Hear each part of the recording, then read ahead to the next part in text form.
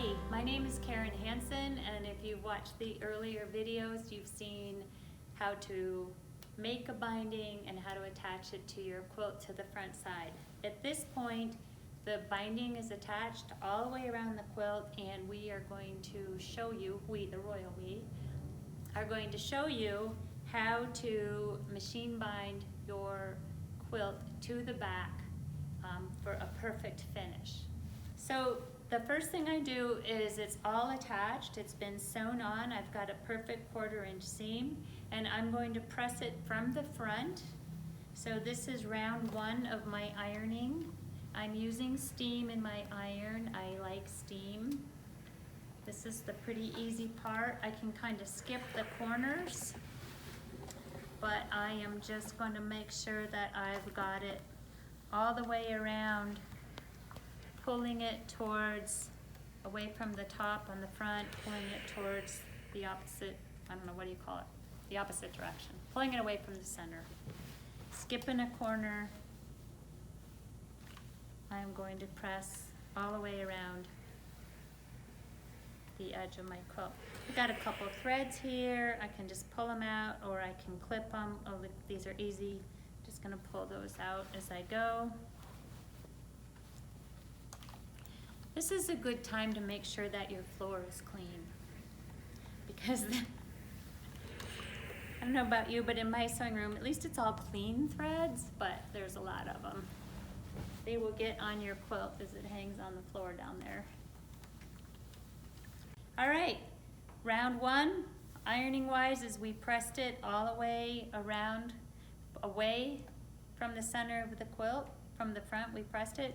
So second round is we are going to go ahead and press it again. This time, we're gonna work from the back, and now you can see why it's so important that we can see that thread color of where we sewed the binding on. So just to show you, this is where you sewed the binding on. That's your 1/4 inch seam allowance. You can't really see it there, but on the back, I can see that I've got a nice, perfect line of where I sewed that binding onto the front. So for this second round of pressing, I am going to take my binding and I'm simply going to fold it over, and I just want to barely cover that line, okay? And this is really starting to get more important. The better job you do of pressing, and we're going to talk about gluing, the better your end result. So just take a minute, take this step. I know it seems kind of boring, but I call this training. When I was little, my mother used to futz with my hair and fix my bangs, which is ironic since I no longer have hardly any.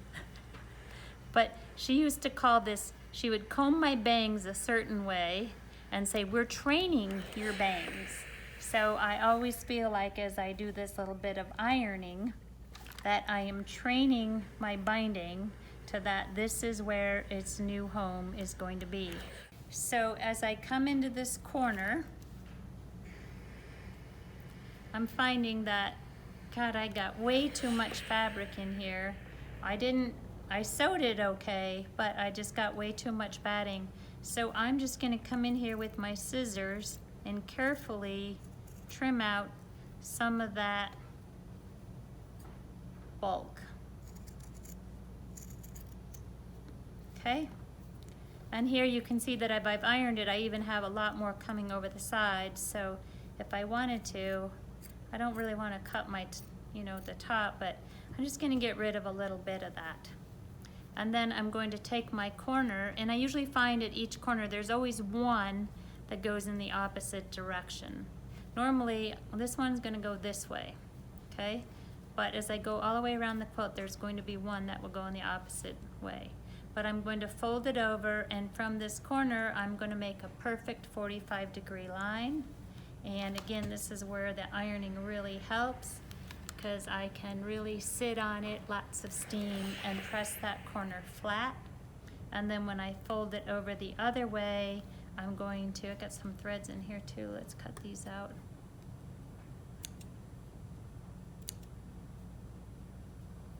Okay, so I've got my little 45-degree corner there. I'm going to come over and I'm going to align that. So again, I'm just barely covering my seam. And right now, as I said, I'm only training it, so it doesn't have to be spot on, but a little steam will help. And come around the next way, and I'm gonna line those corners up so they're just perfect. If I'm struggling with the corner, I'm gonna show you a little trick that I sometimes do with a pin. Okay, so I'm gonna take a pin, and I can hold the pin right here, like that. I've got that 45-degree angle, and I can pull that right around the pin.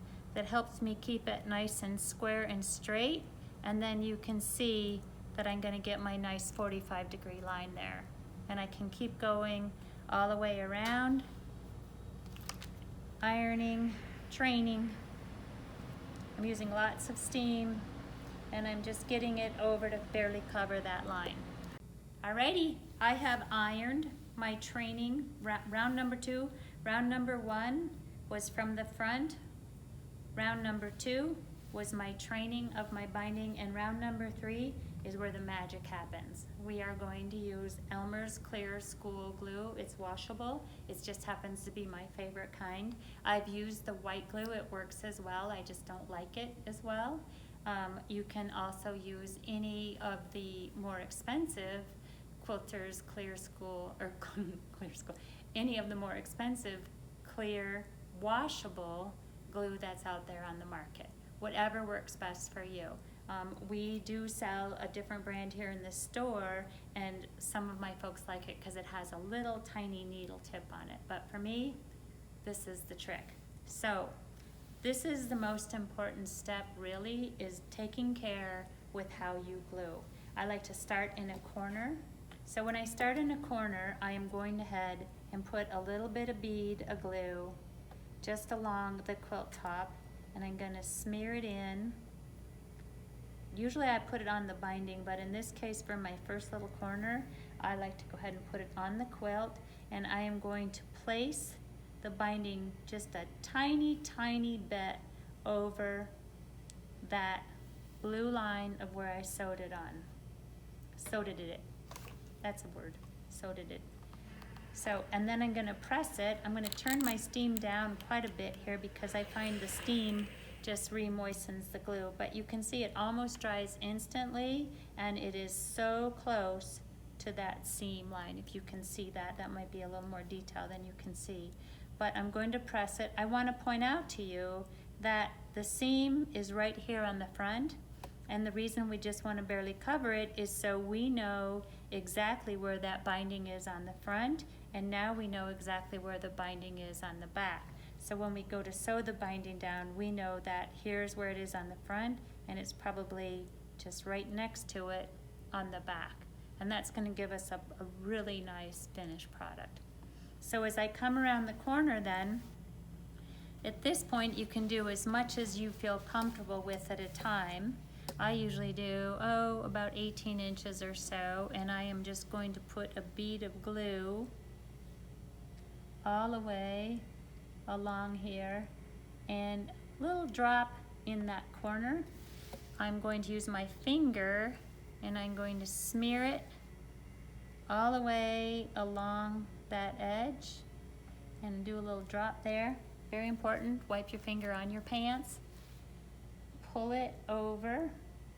This is where the pin comes in handy for placement. You just want to make those corners meet.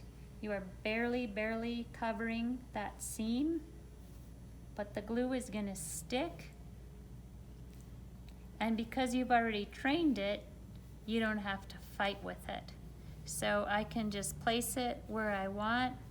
Like I said, barely covering that seam. The better job you do gluing, the better your finished product. So I'm just gonna go ahead and hit that with my iron. It is going to dry almost instantly from the heat, or good enough to stick. So you can see now it's glued. Looks pretty good from the front and back. I will caution you at this point, We are going to go all the way around the quilt and do this. Once you get it done, we are going to sew it. Sometimes here at the store, we are in such a big fat hurry that we have glued some quilts and neglected to sew them before we hang them. So we might make a quilt and glue the binding on, shoot pictures of it, and then somebody inadvertently hangs it up high or puts it on the wall somewhere. Of course, we sell the kits, it's done, we get it all done, and somebody wants to take it home and wash it, and it's really discouraging when you realize you forgot to sew the binding on all the way. But you can see from just gluing it, carefully pressing it, that it is gonna hold, and by George, it looks like it's done. But you need to remember, it's washable, it's gonna dry. Here in the corner, I'm gonna go back onto the fabric just for that little corner piece. It doesn't really matter. Some people like to glue on the back side of the quilt. Some people like to put that glue on the binding itself. It doesn't really matter. Sometimes I find if I get that glue on a little bit thick, it actually comes through a little bit, especially if it's black binding.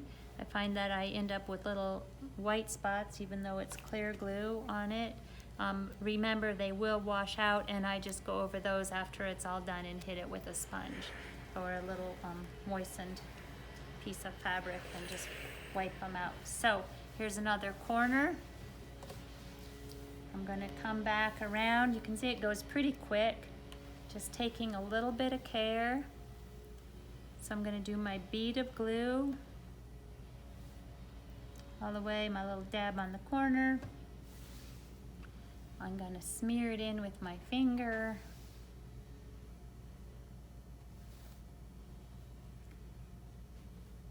Wipe my finger on my pants. Gonna fold that corner over.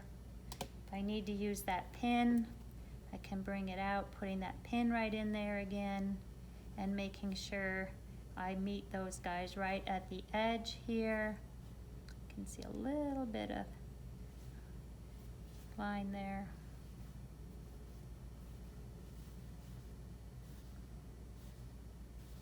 And I'm just gonna barely cover that line. It's a little bit boring, but taking a little time and extra care means you're gonna have a better job in the end. All right, here we go. We've got it glued, pressed all the way around. It's pretty dry. If you're worried about it, that's a good time to go walk the dog for about half an hour and come back. But in this case, we ironed it. It's dry enough. It's not gonna clog up my needle or do anything, so we're ready to sew. I'm gonna go ahead and I put a little, let me put my needle up here. At this point, I put a little piece of scrap fabric in here. If you've just cut the thread and you start to sew, I don't want to get any what I call thread boogers on the back. So I'm going to go ahead and sew on that little piece just to get it started, raise up my presser foot, and I'm going to pull that so I know where the threads are. Now, the next thing you need to know is where are you on the stitch. So we might have to zoom in here just a little bit, but when I sew, I can roll my needle down and I can see that I am on the very, very edge from the front of the binding. Now at this, I want to point out a big difference of how I'm going to do it versus how some other tutorials have told you to do it. Some people tell you to stitch in the ditch and it would catch maybe on the back side.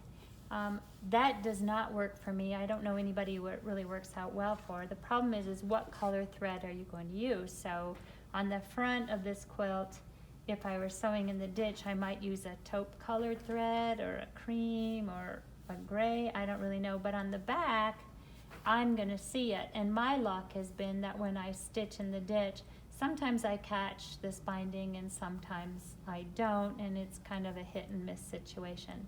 So I found that I match the thread as perfectly as I can to the top of the binding. So here's a little bit of thread. You can see it's pretty darn close to the binding color. I'm going to stitch right on top of the binding from the front as close to the edge as I can. It's probably about a 1/16 of an inch from the fold. And I know that on the back side, because I glued it, that the edge of my binding is right next to that fold. So I can just go ahead and start stitching with my walking foot. And I am stitching along.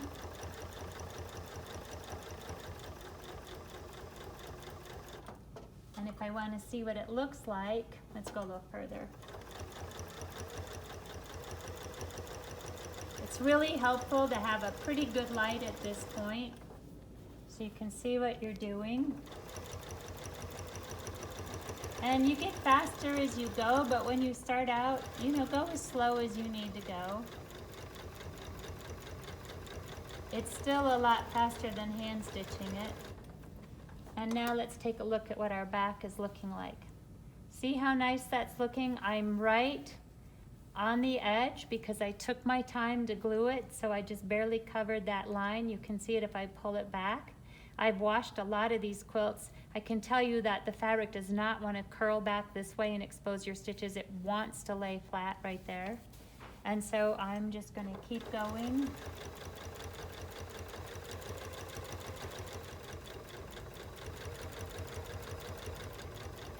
All the way into the corner.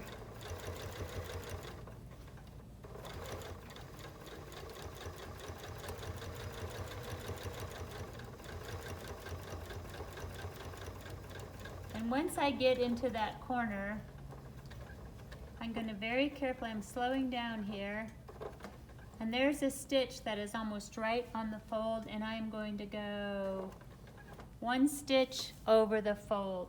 And just from experience, I've found that that is really helpful.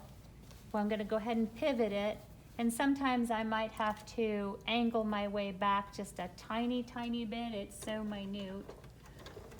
But that helps me catch it on the back, so I make sure I got that corner. And now what I usually do is stop at this point and check and make sure, see how nice I got that corner caught, so I didn't lose anything. And see, there's my extra little stitch as I came around to make sure I got it. But I find if I miss the corner, now is a good time to stop and go back and just hit it, because otherwise you're going to be doing an awkward patch later on. So the rest is pretty easy peasy. We're just going to sew, keep sewing, and you're going to go around all four sides of your quilt. Okay, I've sewn around the whole quilt top, and I'm just coming into the home stretch here. And I am just going to slowly go right over the stitches of where I started. I'm going to backstitch one or two, and I backstitch one, however you want to do it, and cut my thread. And I'm done. I've got a little thread tail hanging, so I'm going to use my scissors and cut it. But I am done. I didn't have to hand sew anything. There's my binding, all nice and pretty. The quilt is finished. I'm ready to go on to my next project.